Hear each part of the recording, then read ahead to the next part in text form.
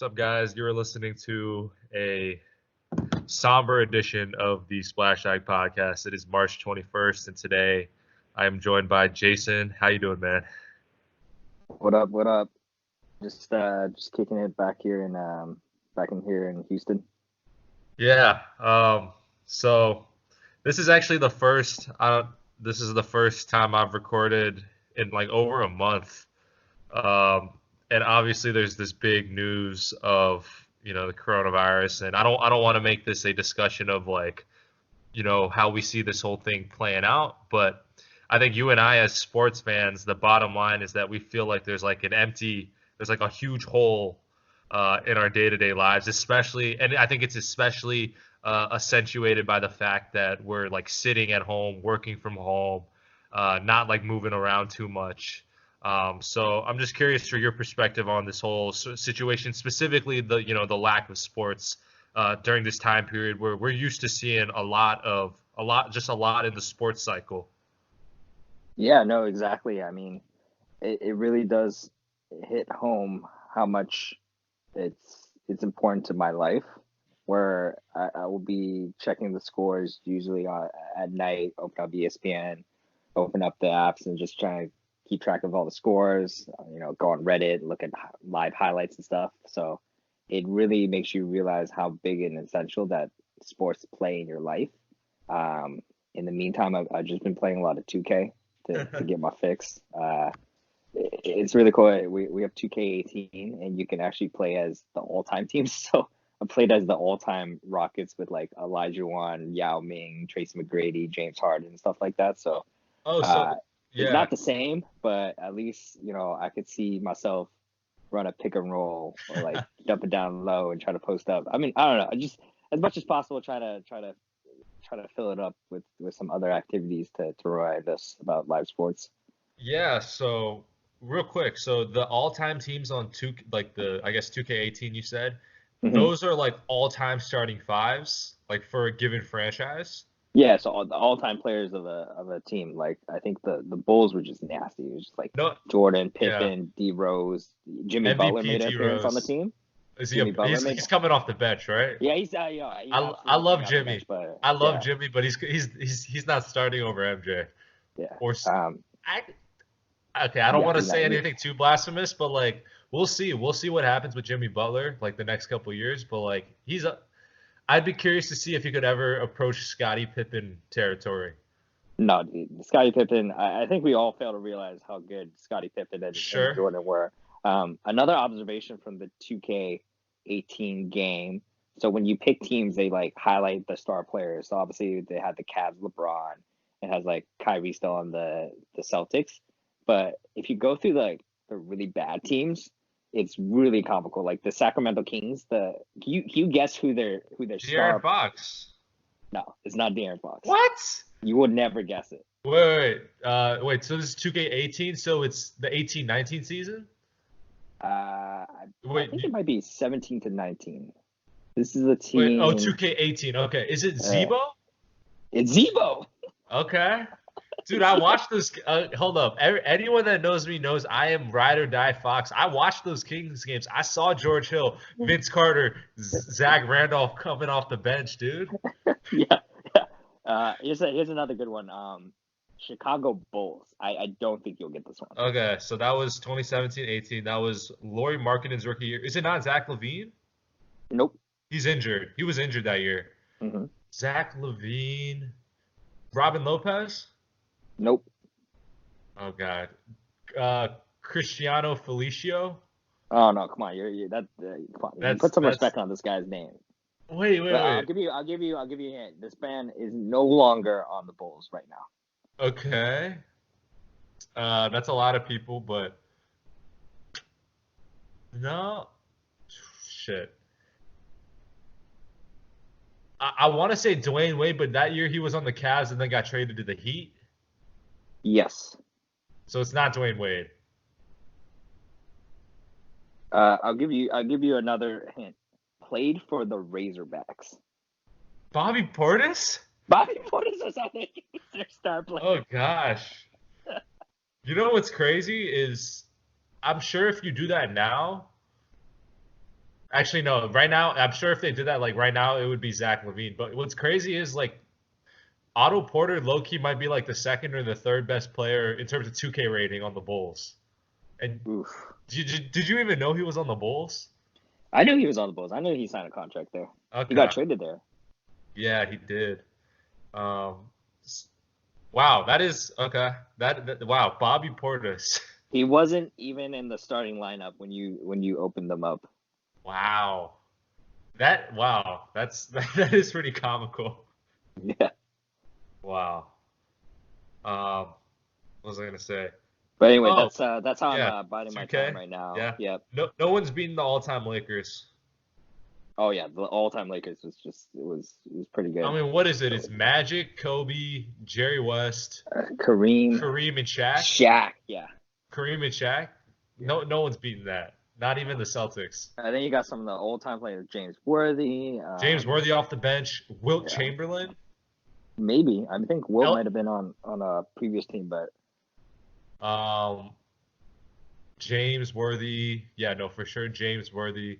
Um, Pau Gasol might have a case to come off, like be like the eighth oh guy. yeah, oh Pau yeah, for sure. Gasol. Pau Gasol. Yeah. Kareem. No, we mentioned Kareem. Yeah, no. The only team that could make an argument might be the Celtics, but I mean, when it comes to that Lakers Celtics rivalry, I'm always Lakers. I mean, That's true. I mean, who's the best Celtics point guard of all time? Oof. Is it Havlicek? I don't know, man. I think Dennis they're mostly known Johnson? for maybe. Dennis Johnson? My might be John Havlicek. He did win eight Would you would you chips. This would man, you put Rajon Rondo up there? I was gonna say Rondo might not be the all-time point guard, but when it comes to point guards that I saw in Boston, nobody was better than Rondo. Like Yeah, dude. Kyrie, We sleep on like prime Rondo because he dude, was all slept on. 2010 Rondo, dude. I've never seen a 2010 to 2012 Rondo. I've seen few players like that smart. Like this man was calling out plays of opposing teams, like opposing teams' plays as they were getting called. Yeah. It's like And I this think dude was he unreal. got discredited for being just a head case or someone who was hard to coach, but I think he ultimately was a grinder, dude. I think he's just overshadowed by his time in Dallas. I think there was that one season where he just quit in the middle of the playoffs, and Yeah. left left a bad taste in everyone's mouths. Yeah, no. I think the interesting thing about Rondo is like he got to play with like a lot of Hall of Famers early on, and that obviously kind of let him ascend and grow into his game.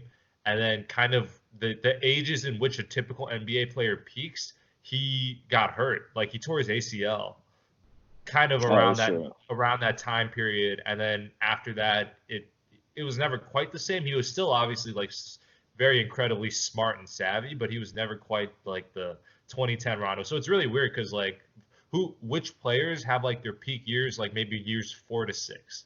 You know what I mean? That is true. I think the emphasis now is everyone's got to be so good right off the bat, right? If you're not in the top rookie ranking your first year, then you're seen as a bust. So Yeah. I think that's another big thing with Rondo. I mean, he was able to kind of take a back seat and didn't have to be the alpha of his team until much later. I think that really helped him. Yeah. I mean, hey, he outdueled LeBron in 2010, and then Oh, in absolutely. 2012. Hold up, I'm gonna pull up Rondo's game logs from the 2012 conference finals where they went 7 against the Heat. He put up some absurd numbers, Yeah, and he was like like, triple double machine. Like he was like a threat to throw out 20 assists every game. Like yeah, like they lost the series, but like Rondo did his part. absolutely, Let yeah. me see. Okay, this is actually. Oh yeah, so game 2 they lose by 4 at Miami. He had 44 points, 44 points. Okay, Well, 10 assists, 8 rebounds, oof. and he shot 16 for 24. So 2/3 made 2/3 of his shots, and then he went 10 for 12 for the free throw line. That is absurd. 44 points against the Heat. Wow. I remember that game too. I remember like I was happy because I was rooting for the Heat because I'd never rooted for the Celtics. But I remember like seeing what Rondo did. I was like, holy cow! Like, Yeah, they were. I think aren't they replaying some of the all-time great NBA games live yeah, on YouTube? they're replaying. They replayed Game 6, 2013 yesterday. For OKC versus the No, Warriors, no, right? no. Spurs Heat 2013. Oh, okay, gotcha. Yeah. Where were you when you saw that? Did you watch that live? I think I was at like a summer camp or something. I don't think I was really noticing too much, but it was like on a TV. This was like Okay. check this out. I don't know if you're familiar with this thing called Boy State. Boy State? No. It's like an all boys summer camp down at Radford. Uh, didn't realize it was like a very super conservative focused like Okay. summer camp. Yeah. Very Yeah. all American, where we all had to wear the same uniforms, make our beds, go to prayer every morning. And I thought, where am I? But I will admit, I felt very patriotic at the end of that experience. So Okay. I was a lot of people around, other participants were all gearing toward um, like after high school, passed toward the military, going to Air Force, the Army, Navy, and things like that. And I was like, oh, I just signed up for this for the free food and the free lodging. Well, yeah. No, I've definitely not to go on too much of a deep dive, but is that I've definitely been in a similar predicament where it's like I was at a camp that was like a little more, I guess, let's say religious than maybe I practice. Uh, I definitely feel you where it's like you don't feel like you fit in, but it's still a good time. Yeah, yeah. Um, my quick story about that game was so that was actually the last day of the school year, um, my freshman year of high school. So it was your junior year, and I went to, uh, he's you've met him, but anyways, I went to one of my friends' houses. I went to my friend's house. We were having like a sleepover. We were just like hanging out, playing video games, and I was like, "Oh, we should watch Game 6."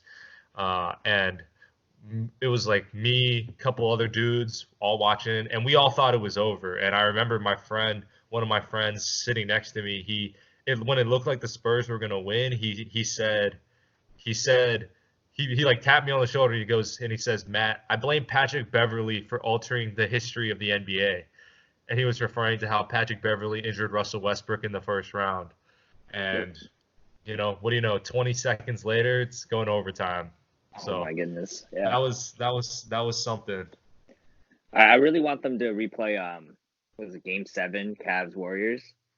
That was definitely the all-time game I've ever seen live, because Really? I still remember where I was, what I was doing. Like I remember I got a phone call from my best friend because he was watching it by himself in the hotel room, and he was like, I need to talk to someone. This is ridiculous. Like I never I've never jumped up in excitement. Like I've never jumped up in excitement for a sports moment, like other than that block by LeBron. I've just never like stood up and was like, oh my god, I have to stand up. I have to like, I got to shout. That was insane.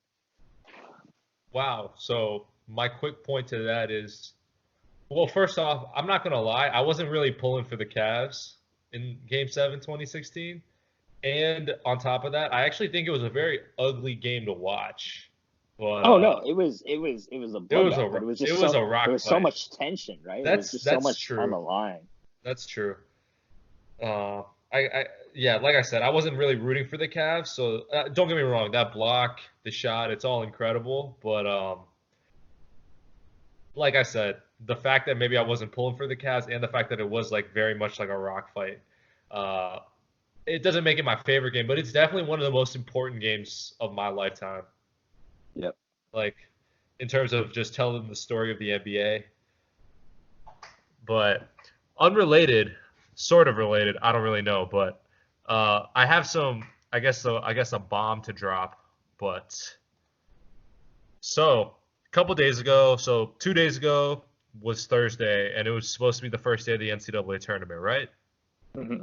Obviously, tournament gets canceled, so I'm like, damn, I missed the tournament. So I decided to tweet about what my favorite games were from the first day of the tournament, right? Yep. So I say, in honor of what was supposed to be day one of March Madness, I think my favorite day one game was 2016's Little Rock Purdue game. And then I list 3 reasons why I like the game. I said, first, it was the first double overtime tournament game I ever watched.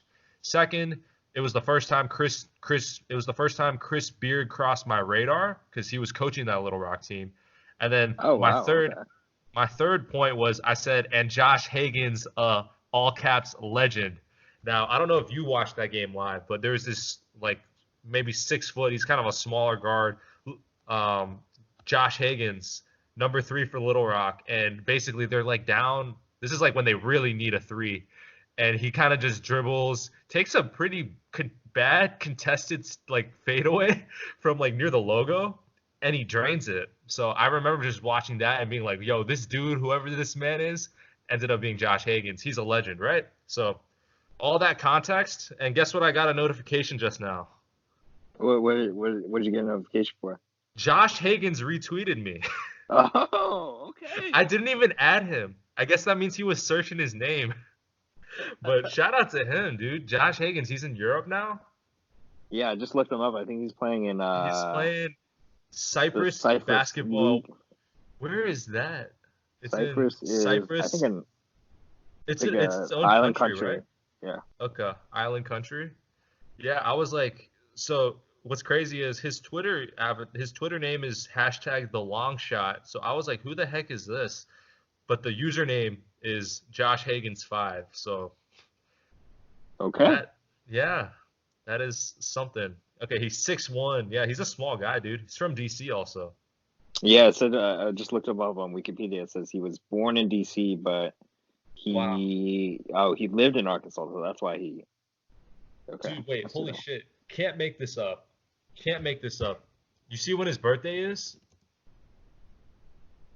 So his March birthday 17th. is Wow. St. Patrick's Day, but you know what's crazy? The Little Rock Purdue game was played on March 17th, 2016.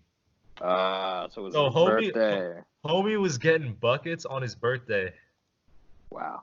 That's So real quick, just as a quick, just shout out. I guess this is becoming a thing. Shout out Josh Hagens. I'm gonna pull up his stat line from the Purdue game because I saw a statistic. I think I saw that he was the first player to drop 35 and 5 against Purdue in the tournament since Isaiah Thomas, like the Isaiah Thomas. ooh, and Purdue has some players. Caleb Swanigan, Yeah. Prince Edwards. Oh no, they didn't have Carson yet, but they had It has Dakota Matthias, who ended up being a player. He had 12 points that game too. Isaac Haas, Ryan Klein, and yeah, yeah. Swanigan, These are players that played against AJ PGA, right? Hammonds. Yeah, some of them. Ryan Klein did. Ryan Klein, Yeah. dude, Ryan Klein was on a heater against Tennessee before playing UVA. Oh, I see. And then, yeah, no, Swanigan. And then AJ Hammonds made the NBA. AJ Hammonds. Oh, okay. Yeah, I mean, he had a nice game that game, 16 and 15. Yeah. But yeah, that full Ooh. game is on YouTube, and I sometimes when I just miss March Madness, like during the year, I watch the ending of regulation of Oh that my game. goodness. It's a fun game. It's a fun game for sure. And Josh Hagens, 31 points, 5 steals, 6 assists, 7 rebounds, and you know what's crazy is he had 0 turnovers and 1 foul. Oh wow. Played 40 minutes. Oh, he's balling out. Yeah, that was good for him. Shout out Josh Hagens. Shout out to him, dude. Shout out to Josh Hagens. I guess on the note of like March Madness moments and such, today would have been the start of the second round, the round of 32. What are there any really notable round of 32 games that you remember, like just whether you really liked them or whatever the case may be? Because fun fact, it was actually 2 years ago, like during the second round, you and I were studying for algorithms, and we like every now and then we would check the scores and then check the ending of a game if it was close. Yeah, I do remember studying in the comp school and playing the games up on the big screen. I think we watched the end of UMBC K State, Yeah, yeah. but yeah. Um, To me, Yeah, I think I don't really have too many memories of classic round two classic. games. I guess if you start saying the games, I'll be like, oh, I remember that. It's always hard to remember what round things were in. Okay. Okay. Kentucky, Wichita State, Ooh, that was that was a Wichita State 2014, used to have 2014, when Wichita Wichita State State used was to have some undefeated. ballers. Yeah, Yeah. And so I mean, to me that's one that comes to mind. Did is Notre that the Dame team that Steven had that was the team that had the guy that ended up playing for the Knicks? Randall, Ron Baker, No, Ron not Baker, Ron Baker, Clay the other Anthony guy. Early, Clay Anthony Early. Yeah, yeah, Clean Anthony Early. Yeah, that was the one where he I think he had 30. Ooh, yeah. But yeah, that to me is probably the best round two game I've seen. I was thinking about this the other day. There's low key been a lot of really good round two games, like just because there's like so many games. Yeah. You know, it's a lot easier to say, oh, that was a really good. I think there's more better. There's just because there's more games, you tend to remember or have a lot of really good like 60 round of 64 round of 32 games as opposed to like Sweet 16. But another one, did you watch Notre Dame Stephen F. Austin What's his name? Steven. No, I don't remember that one. 2016? Okay, because that was the one that was won on like a tip in. Oh wow. Okay. It was one on a tip in. Stephen F. Austin was a 14 seed, and they were in control, and then they just didn't score for like the last 2 minutes or so. So I remember that. Trying to think, other round of 32. Another more recent one is UCF Duke from last year. Oh yeah, the one with UCF. Yeah, the one with Taco Falls. Yep. Yep. Yeah, UCF had that, man. they almost beat Yeah. them. And then the next game, then they play Virginia Virginia Tech, and Tech. Virginia Tech almost had them I too. was I was at that game. I was at the Virginia Tech one and the Michigan State one. But That's so sad because that was the last year of their coach left after that year, right? for Virginia Tech, Yeah, yep, Buzz Williams yep, or something. Buzz. Yeah, he's at A&M now. I gotcha. Yeah, but And then all his players left too. yeah, but yeah, no, about that Duke UCF game, I don't. UCF really had that. Like I watched it live. I've watched the ending again. UCF really had that. Like I feel like if you simulate, like if you start with like 5 minutes to go and you simulate that like 100 times, I feel like UCF has it the majority of the time. Yeah, It was, I'm looking at the box score, and it was like Aubrey Dawkins, like balling. dude. Aubrey Dawkins was like, if I know this is kind of cliche, but it was one of those games where like if you took someone who didn't watch basketball at all and then you like showed them that game, they would think that like Aubrey Dawkins should have been like a top five pick. He was better than Yeah, Cam Reddish for sure. yeah, Um, yeah, no, it was so the reason why I feel like UCF had that was just because it was one of those games where like UCF was like in control. Like maybe let's say maybe with like 2.5 to go, like UCF should win this game. And it was one of those things where UCF did a bunch of stuff and Duke that gave Duke like a sliver of hope, and Duke capitalized on every single one of them. And then there was like a kind of controversial whistle towards the end.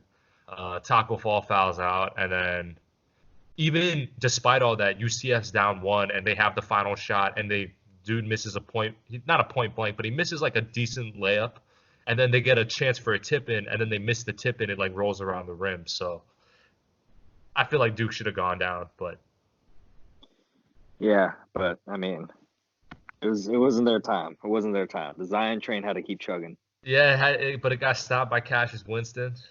Yep. And speaking of Cassius Winston, did you see that he was on Titus and Tate? Yeah, I was listening to a little bit of it. I didn't. So what I do is during work, if I'm working on something that's not too mind intensive or it requires a lot of brain energy, I put on a pod and start listening to it. So I think I listened to the first couple minutes, but I don't think they actually had Cassius Winston on Yeah, yet. it So was like he gave like a quick little interview. mm. Um, yeah. So I guess I'm just curious. Like, tell me more about your experience at the Louisville UVA game? Oh yeah, house is bumping. I just so happened to sit next to a guy who his daughter was on the dance team and she was a senior, and he was complaining about how they didn't give tickets to parents for students that were on the dance team, and he had to sit all the way up top. I was like literally one row away from the last row, so it was up top in the rafters. Although it was pretty good watching the game and stuff. It was a comfortable-ish game, but I think, and you'll probably point this out too, but UVA tends to have a good comfortable lead, about like 5 to 10 points up, and then just something happens in the second half where just the offense dies. It just sputters. Like just no one Yeah, can get a bucket. The other team hits a couple threes. Who's that player on Louisville? Jordan Noir or something? Nora. Yeah, Yeah, he was balling. Like he was definitely a guy where he got the ball in his hands, and you're like, oh no, like he's gonna do something. He's gonna get a bucket here. He's gonna set someone else up. yeah. But I mean, Kihei was balling out. He hit that step back three. Actually, I think it was on me. I during halftime I went to go buy some merchandise, and they were selling Was that a T-shirts. jersey? Oh, T-shirt. Yeah, they were selling Okay. T-shirts for $10 with all the different UVA players. Didn't have the names on the back, so you had to know the numbers. And I initially reached for a 13 because I liked the number 13, but also Casey Morcell. I was like, okay, maybe he could become like a better player, and this is an early investment. And then I looked on the hangers, and I was like, I saw zero, and I was like, oh, I gotta get Kie. Like he's Yeah, for sure. Like he's a scrappy player. I think he has some Asian descent in him, so I was like, okay, like should definitely grab that. Got the shirt, put it on actually. I was like, I might as well just put this shirt on, and then I watched him ball out in the second half, and he hit that like nasty step back three to yeah, basically kind of cushion the lead and kind of seal the game there. So, but I'm pretty optimistic about the team moving forward. Though I know we lose Diakite, we lose Braxton Key, but I think there are a lot of solid players coming in. Hauser's going to come in. We'll probably see Hauser. if we can get a transfer player. I think there's a guy from Harvard that's really good Yeah, who's there's a listed couple of UVA. Harvard guys. A couple of Yeah, Harvard a couple guys. Harvard guys that could transfer in. And some of the freshman class looks really good too. But Yeah, overall, I think what my observations, I think Kihei is definitely surprisingly. It seemed like he was the guy directing the team, right? Like it wasn't Diakite or Key kind of huddling everyone up and directing and leading. It was actually Kihei Clark. So I think he's definitely, even if the people behind him are more talented, I think he's going to be in the starting lineup for the rest of his career, kind of like a London Parentis type of he's a role. little Lunson Parentis-ish, although he's not as good of a shooter, even though he's hit some big shots. He's hit some big shots. I think he'll Yeah, get better over time. The only frustrating thing is he'll try to drive it, and it's like, all right, Kia, I don't think this is your game. Like you should be setting up people, try to get your buckets here or there, but don't be looking for your own basket because it's just so hard. He'll try to do this acrobatic like under the hoop, like reverse yeah, layup and stuff, yeah. and it just gets smacked. Gets Like you get blocked. two of Gets those, blocked a you get lot. two of those every game. Yep. Um, yeah, but other observations, really disappointing game from Tommy Dove. I bought a lot of stock in him, but it just seems like if he misses his first two shots, his confidence is just gone. Like it's just like no matter what, it just seems like he's just a very streaky player. Ooh, rough. Yeah, rough outing for him. I, I Um, I still believe in him, but he had his moments this year.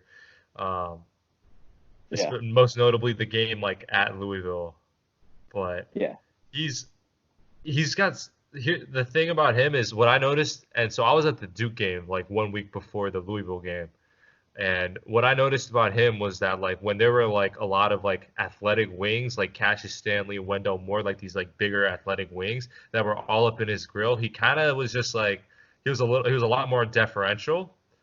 So obviously because they're trying to run him off the line, but if he could have a counter to if he could improve his counter to that, I think next year he'll do some damage.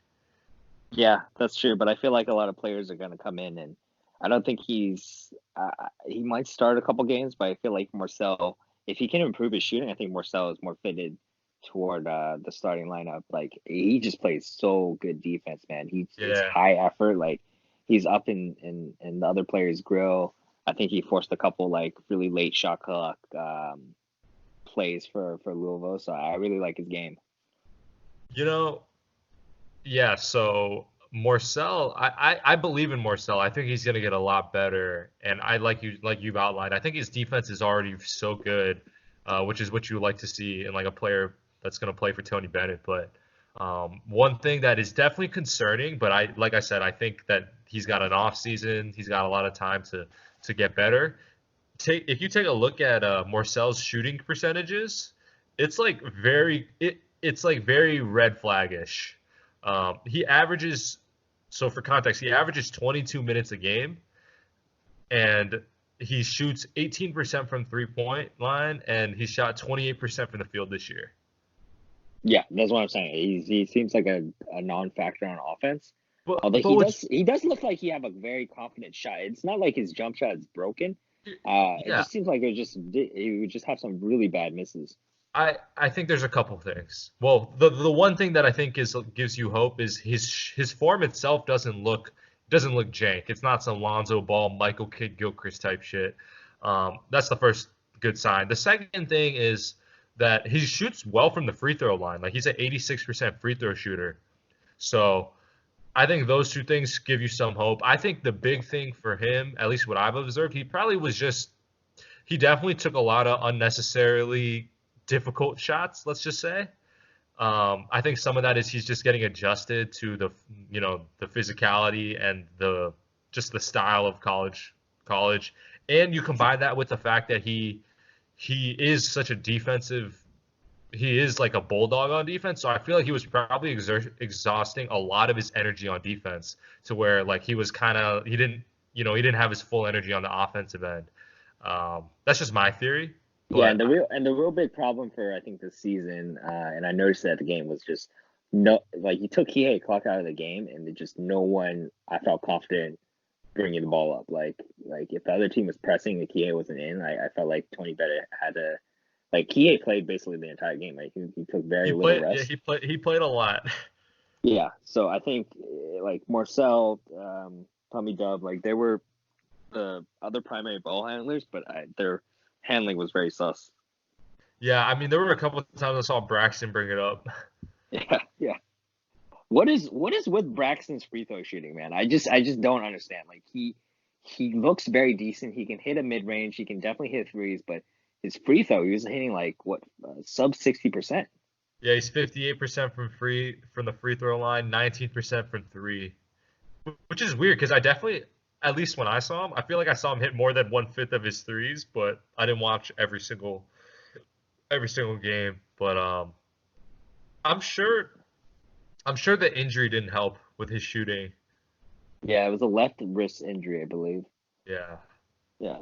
Well, but I don't know if he might go pro, but I don't think he'll go pro. I don't he'll make a summer league team, I think, but ultimately maybe it, if there's a the summer Euro league. leagues or if there is a summer league. If But there's a hey, summer I league. just saw that a post about the CBA, the Chinese Basketball Association, is Yep. planning to return mid-April. So, you know, there Yes. could be a return of I'll be down to watch some highlights of who is in the CBA, I guess Jeremy Lin, Jeremy dude. Lin. Yeah, Jeremy Lin. Jeremy Lin and Lance Stevenson. Lance Stevenson, exactly. Yep. Yeah. I'm. I mean, if that's the only basketball that's on, I guess I might might check it out. Yep. It's crazy. Just a side tangent about the CBA. It's crazy to me, like dudes who like don't play, who are like near the end of the NBA, they go to China, and then you look at their box scores, or not their box scores, their stats. I'm gonna give you a couple examples. Your guy Tracy McGrady.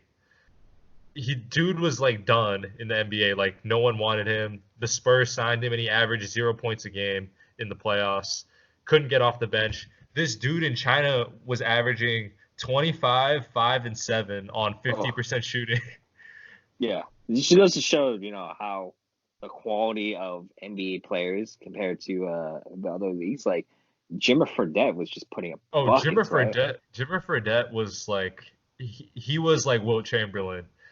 Yeah, yeah. He was just playing just straight up buckets, Let me man. wait real quick. Let me see Jimmer Fredette's Chinese stat line. But first, Gilbert Arenas.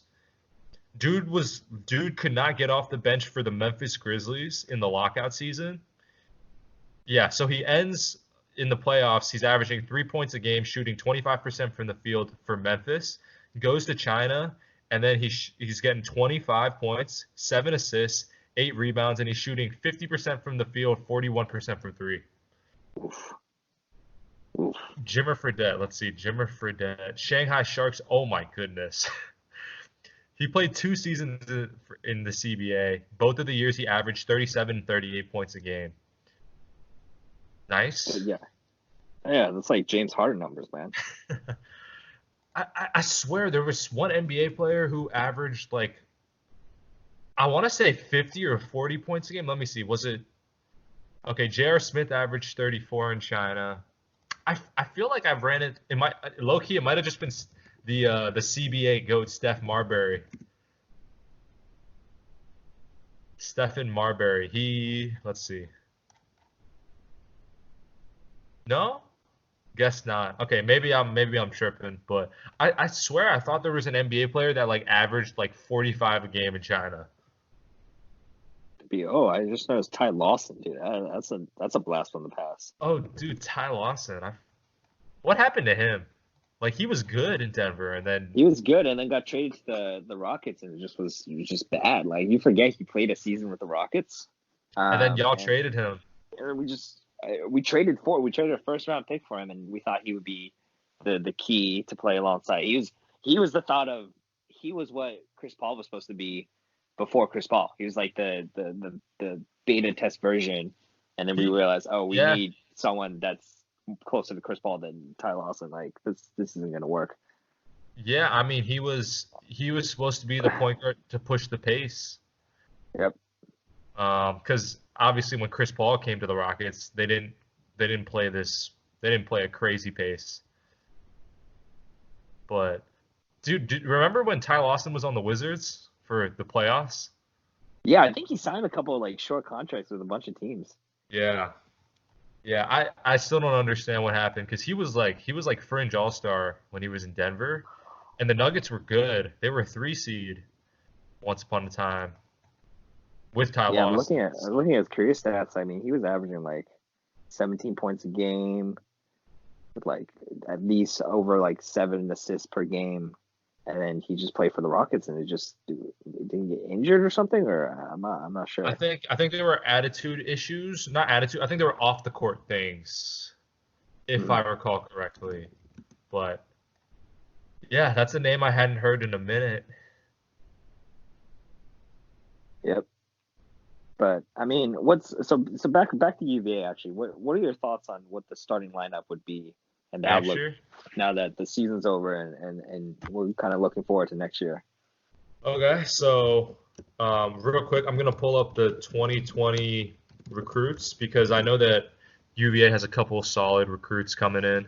They have the son of an NBA guy.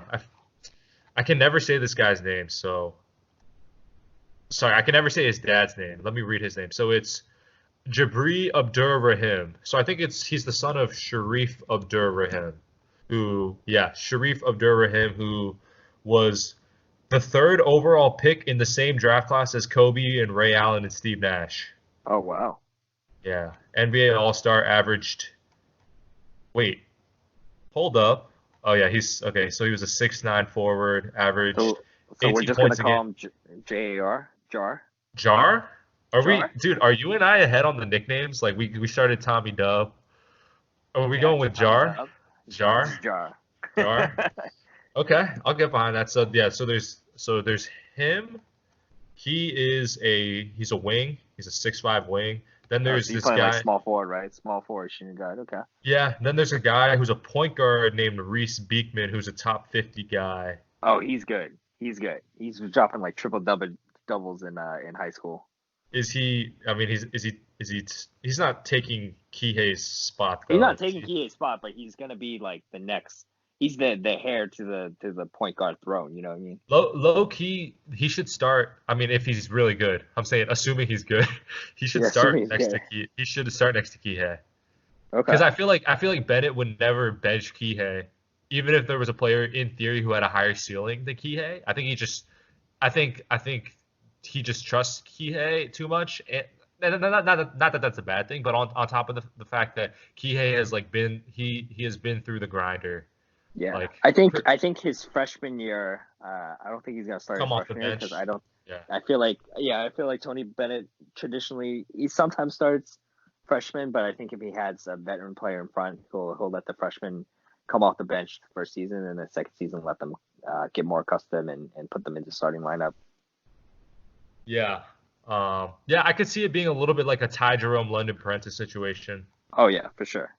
Although the thing is, Kia has 2 more years of eligibility, so Yep. I think he'll probably, once again, assuming this guy is good and he's not overrated by the recruiting services, then I could see him starting like at the end of his first year, and then second year starting with Kihei. Do Okay, we do we so see any potentials of transfers, like people transferring out of UVA? Because I know last year we had that player Marco Anthony, who Marco, I thought was actually started a couple games. He was a really solid yeah, player, but I think he just knew he wasn't getting too much playing time, so that's why he transferred out to do you know where? he went to Utah State. Yeah, Utah State. Who was actually didn't they get an automatic bid or they upset it? They did. They hit a game winner on San Diego State. Yeah, yeah, yeah.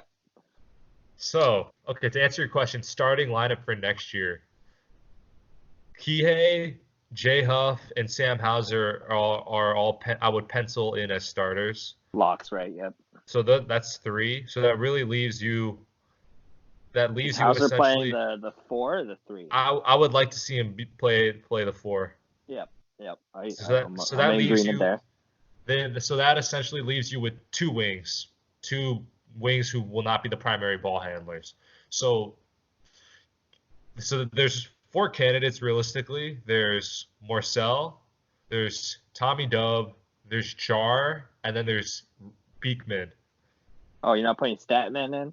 No, oh, dude, I really hope I don't look. I'll eat crow on this if I have to, like if I'm really off. But I have not been particularly impressed with Statman. Dude, he had that nasty spin move against Duke, and I think that's the only highlight I have That or was memory I by have far of, the of peak. this season. That was That by was the far the peak. peak. It was just I mean, like it was well executed. Like it just looked so smooth, and I was like, oh, he put that in. He was like, all right, put that in my mixtape. We'll call it a day here. here's the thing about Statman.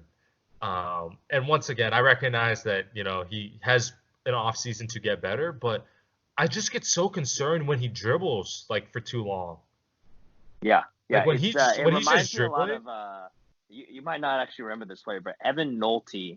Oh, I remember. Yeah, of course I He's remember got Evan shades Nolte. of Evan Nolte. It's what's surprising is he was like Evan Nolte was like a 4 or 5 star recruit. Uh, Yeah. but when Oh, he wait, came to really? UVA, Wait, no, look him really? up. He was supposed to be really good according to like the prospect rankings. But dude just could not dribble. I didn't understand. Like every time he got the ball, it was just a little bit of fear in your heart of Whoa. what would happen. Yeah. Evan Nolte he was ranked 52nd. Yep. Yep. What in the world? Wow.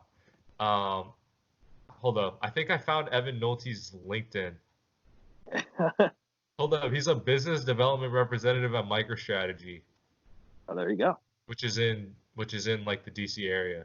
Wait, Yeah, I think I know a wait. couple This people might that be a work there. different. Oh, this is the Evan Nolte because under his LinkedIn it says full scholarship student athlete, forward on Yep. the UVA, forward/wing on the UVA basketball team, and he lists the team accomplishments. So he writes ACC 2014 ACC regular season and tournament champions, 2015 ACC regular season champions. Damn. Yep. Econ major? Okay. Evan Nolte, that's a little blast from the past. Blast from blast, man. Yeah. Wow. Um, So yeah, it's just a reminder that that rankings ain't everything. yeah, Not everything. speaking of rankings not being everything, this is actually a bigger picture point that I wanted to discuss with you. I don't know how closely you were able to follow college this year, but I honestly was pretty underwhelmed by the season in terms of just like quality and talent. And I can go on in just a second, but that's why I thought the tournament was going to be super entertaining. But if you look at the 2019 rankings, like the class of 2019 rankings, a lot of these guys will go one and done, but like low key, most of them were missing the tournament, which is like kind of nuts. Yeah, I'm trying to pull up the ESPN rankings. So So Wiseman, Cole Anthony, Isaiah Stewart, uh, all missing the tournament. Anthony Anthony Edwards missing the Edwards missing tournament. tournament. Vernon Carey's not going to be a lottery pick. He Really, was also I feel like he nah, he's late first round. late for wow. He was the best player on Duke though. Oh, actually, other than Trey Jones, but No, he was yeah, better than Trey Jones. Yet did you see this? Trey Jones got ACC Player of the Year I don't. because essentially the way it works is you nominate people from your team to be in consideration on the ballot, and Duke did not nominate Vernon Carey. Ooh, okay. Yeah, and Oh, I remember Titus and Tate talking about that. It was like, oh wait.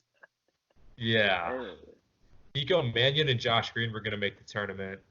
I Scotty literally saw. Lewis, I remember there was so much hype about the Nico. Arizona class, Nico and Josh Green, but I literally don't remember any highlights. So chalk that up as a Pac-12 type of thing, where East Coast we just really like. I don't think I saw I any watched. highlights of Yeah. Washington and Isaiah Stewart. Oh, I saw them in person. I saw Oh Isaiah yeah, yeah. Stewart in And when you were person in Seattle, and yeah, yeah. Jane. Yeah, but no, I'm with you. Like, well, so I mean, I saw a couple highlights, not highlights. I saw a couple games from Nico and Josh Green, but definitely thought that they were going to be better in terms of the overall team success. Like Nico, I was impressed with Nico. Don't know what his ceiling is as an NBA player. I feel like he's probably going to end up being like a rotation, like a backup point guard. But that's I could go on about my evaluations of some of these guys, but like I don't know, you look like Scotty Lewis, top Not 10 making the guy. tournament. Not making the Well, no, tournament though. well, Florida was probably making the tournament, but Scotty Lewis was not that impressive. Like Yeah, he's probably sticking around. yeah. Matthew Hurt at Not Duke, that good. there were games he couldn't even play more than like 10 minutes because of foul trouble. Yep. Khalil Whitney literally just bounced in the middle of the year. Oh wow. Tyrese Maxey, He's a baller. Maxey's He's a nice. baller. Maxey's good.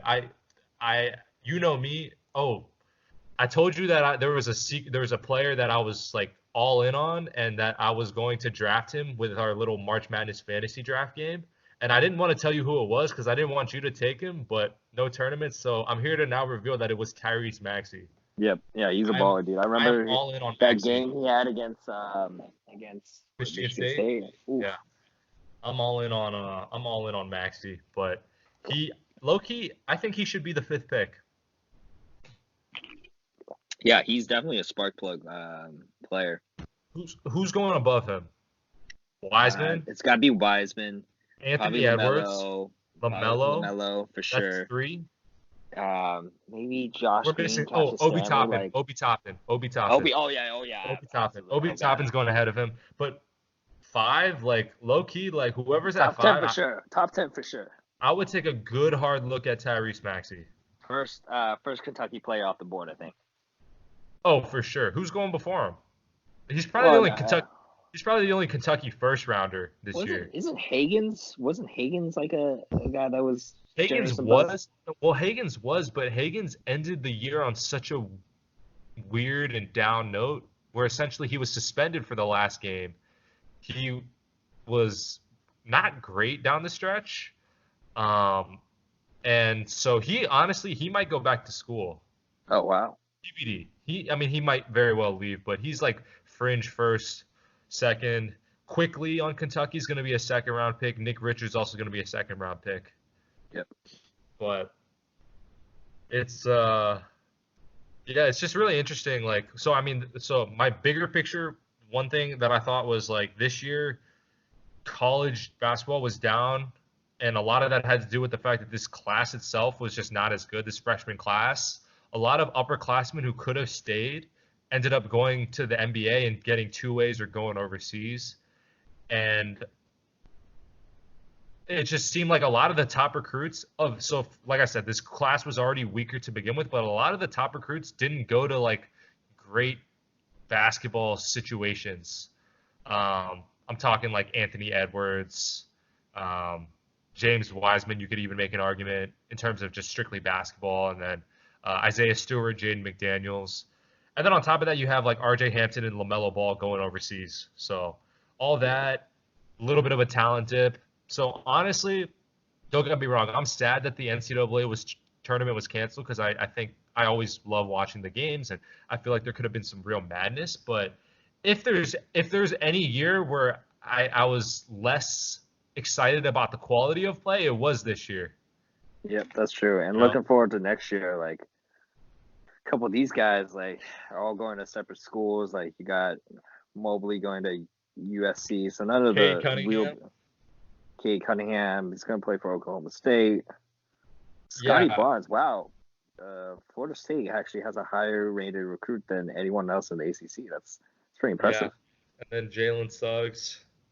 Yeah, He might go pro, I'm hearing, but I love how I say I'm hearing like I'm plugged into sources, but yeah.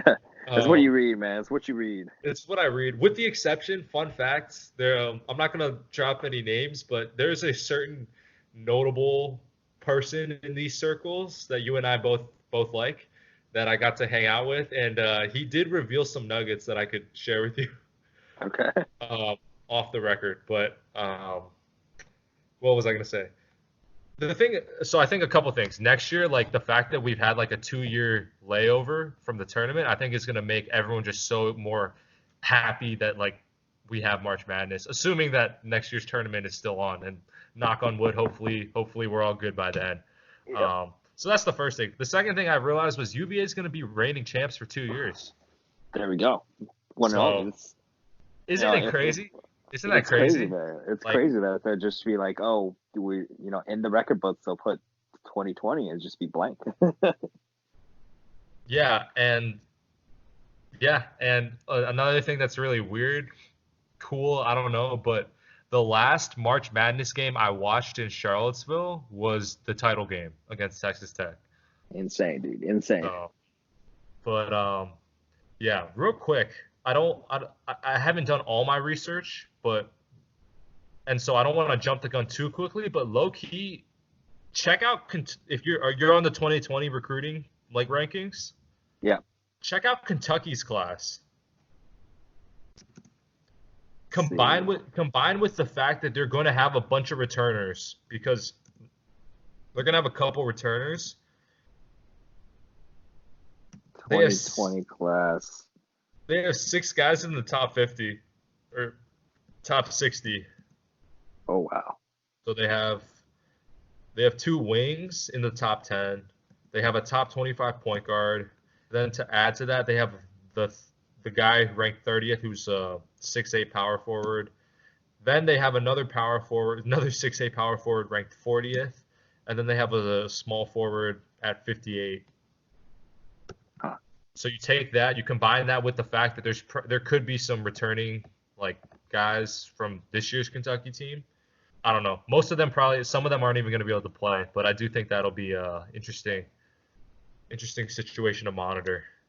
Yeah, see that. Wow. Because just side note, I've always felt like Calipari. I felt like his best teams. So a lot of people think that the 2012 team is the best team, which I understand. Like they won it all, but I think his like top to bottom best team was like the undefeated 38 no team, and From before or from 2015. 2015. Who was on 2014, that team? 15. Oh, that team, the starting lineup was the Harrison twins, Trey Lyles, Karl Anthony Towns, Willie Cauley-Stein, and then off the bench they had Tyler Ulis, Devin Booker, and Oof. Dakari Oof. Johnson, Marcus Oof. Lee.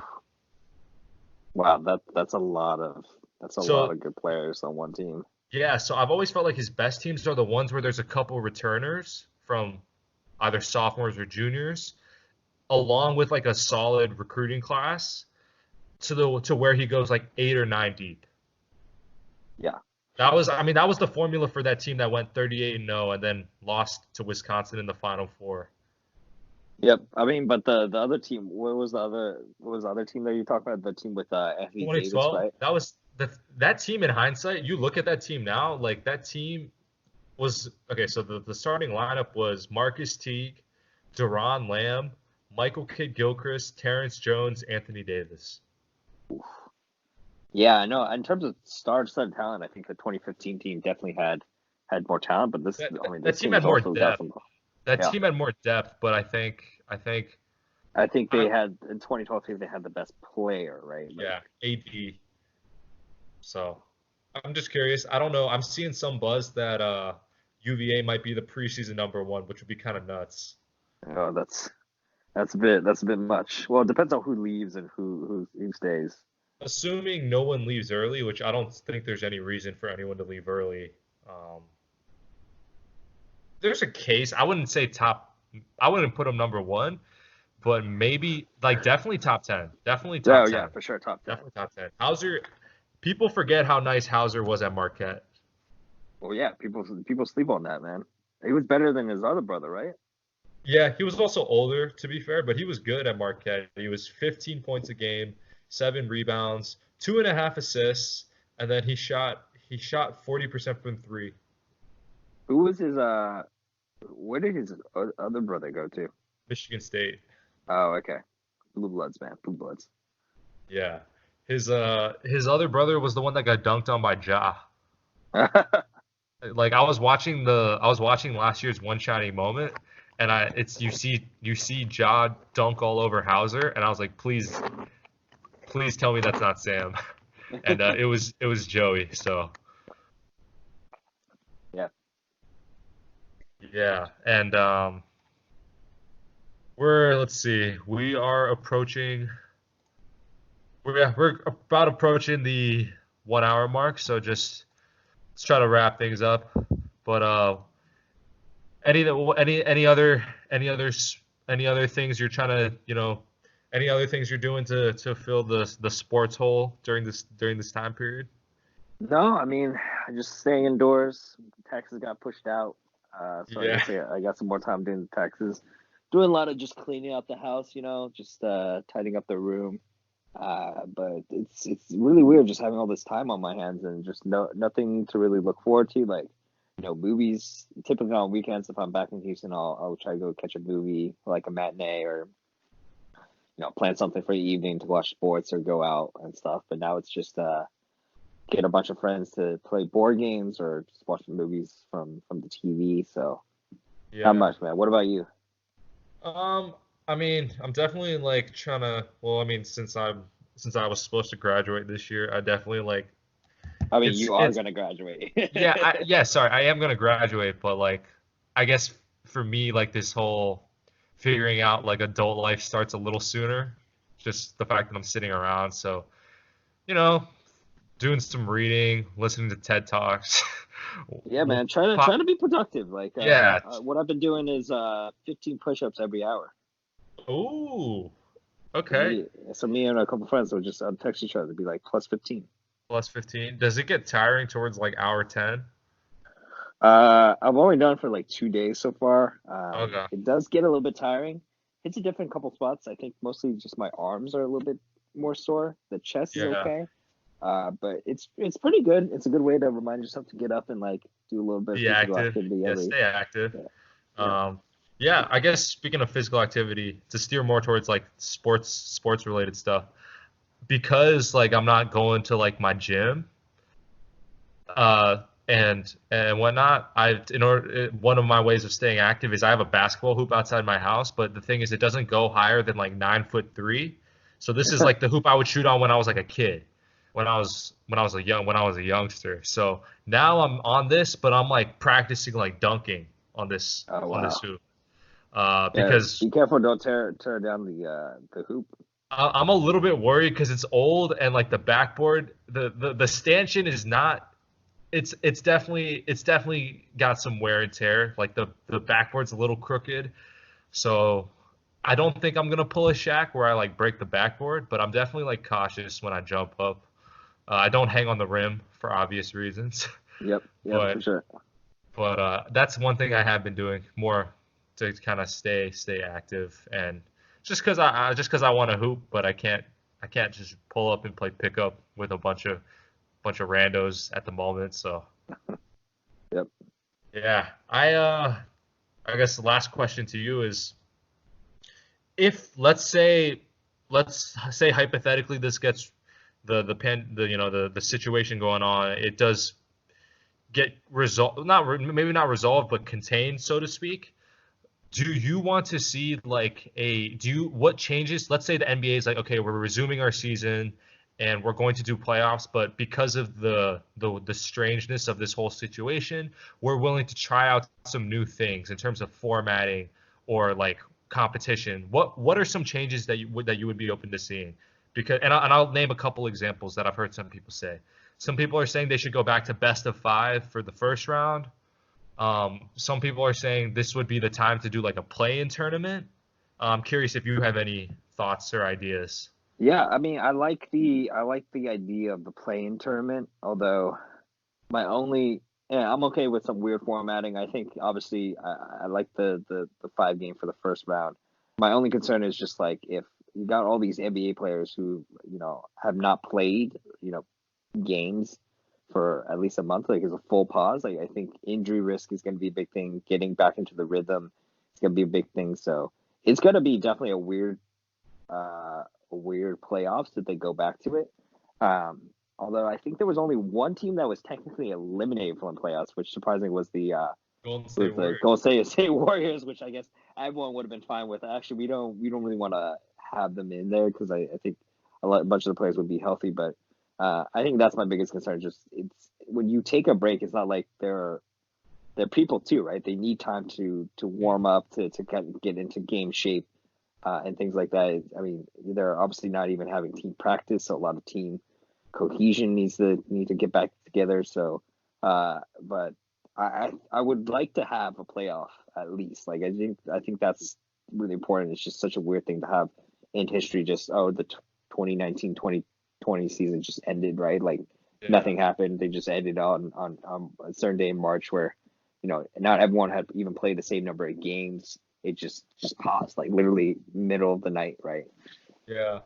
I mean, yeah. I mean, that's essentially what happened with the NCAA. Although there's obviously more logistical reasons for why that happened.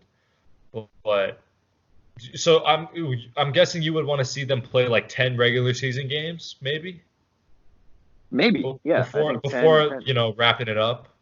Yep, yep. It'll definitely be a weird year to like look back at in the in like the history books.